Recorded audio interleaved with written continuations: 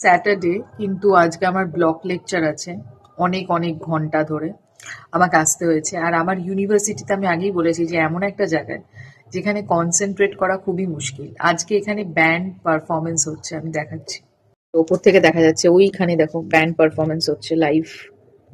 সবাই বাজাচ্ছে, কত কত লোক, কত সুন্দর লাগছে চারিদিকটা। এই দিকটা এরকম আর ওই দিকটা আর এক রকম। এই দিকটা এরকম, কত দোকানপাট, প্রচুর। এইসবের মধ্যে কনসেন্ট্রেশন করা। আজকে শনিবার, তারপরে এরকম একটা ভিউ, নাগরদোলা চড়ছে। পড়াশোনা করতে ইচ্ছা করে কারোর?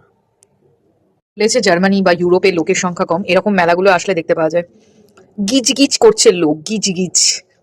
এটা তো আমাদের বনগা লোকালের ট্রেন হয়ে গেছে। এটা জার্মানি না বনগা লোকালের ট্রেন। লোক পিলে পিলে যাচ্ছে। এটা সেই গঙ্গাসাগরের মেলা।